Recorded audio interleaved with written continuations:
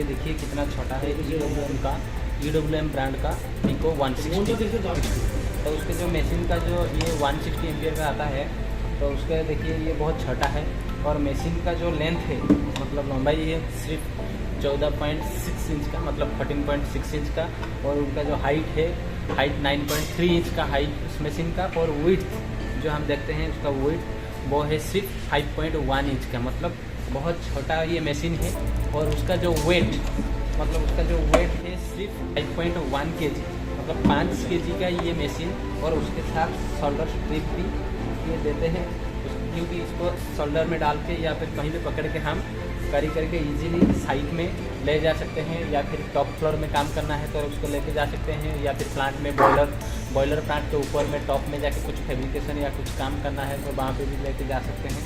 तो उसके लिए ये बहुत सूटेबल है। और ये जो मशीन है जर्मनी का मैन्युफैक्चर है, और उसके साथ 3 साल वारंटी रहता है। लेकिन कोई भी मशीन 5 साल का वारंटी इनका जो है ट्रांसफार्मर और रेक्टिफायर के ऊपर वारंटी है। उसका रेक्टिफायर और उसका जो ट्रांसफार्मर, मेन ट्रांसफार्मर अंदर है, उसके ऊपर ये 5 साल का वारंटी देता है। और आउटर बॉडी या फिर अलग कुछ पार्ट्स के लिए सर्विस के लिए ये 3 साल का वारंटी प्रोवाइड करते हैं ये कंपनी। और आइए अभी देखते हैं उनका जो पैनल बोर्ड है, उसका जो क्या क्या फंक्शन उसमें इनबिल्ट है देखते हैं। ये एक ट्रिगर स्विच है। ये स्विच में सिर्फ हम कन्वर्ट कर सकते हैं मैनुअल मेटल आर्क वेल्डिंग करने के लिए, और नीचे देंगे तो हम इसमें टिग वेल्डिंग कर सकते हैं। नॉब आता है, ये जो नॉब का काम सिर्फ रेगुलेट करके हम उसको एम्पियरेज, डिफरेंट एम्पियरेज सेटअप कर सकते हैं। जैसे कि 10 से लेके हम 160 तक एम्पियरेज सेट कर सकते हैं।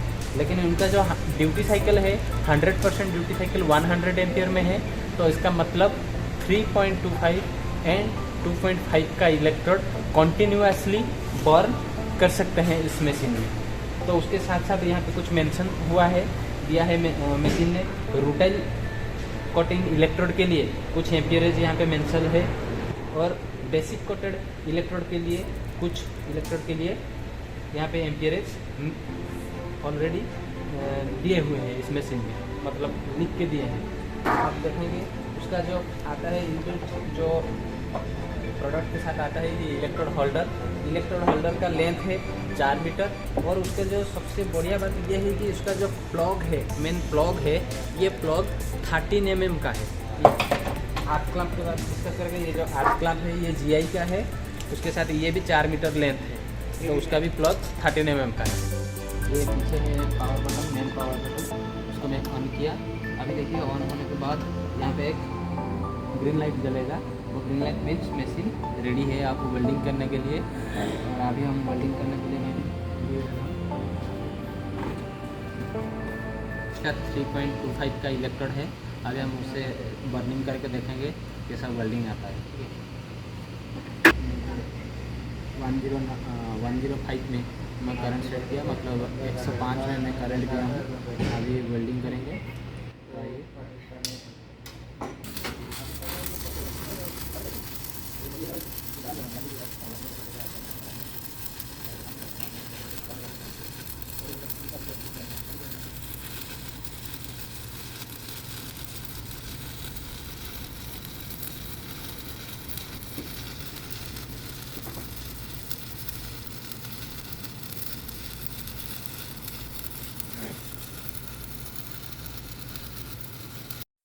कितना अच्छा स्मूथ से आया है, मतलब स्लैग अपने आप उठ रहा है, मतलब इसका मतलब कि वेल्डिंग अच्छा ही होगा। ये देखिए 105 एम्पियर का जो वेल्डिंग है, आर्क वेल्डिंग बहुत अच्छा है। अभी तो हम आर्क वेल्डिंग देख लिया आपने, तो अभी हम टिग वेल्डिंग शुरू करेंगे। तो टिग में क्या रिजल्ट आता है, टिग वेल्डिंग में ट्राई करके यहीं पे मैं आपको एक बीट छोटा सा मार के दिखाऊँगा टिग।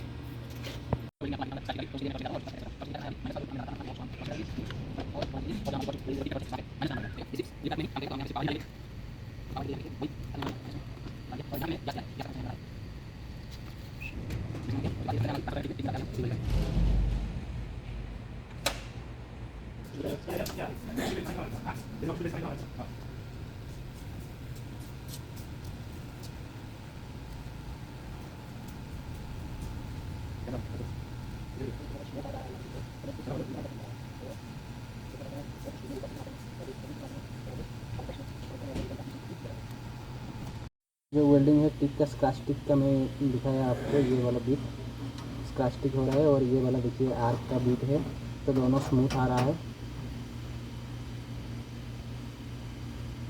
और ऐसे नया नया मशीन के बारे में जानकारी के लिए आपको मेरे चैनल को सब्सक्राइब करें और मुझे कमेंट सेक्शन में ज़रूर बताएं। Thank you.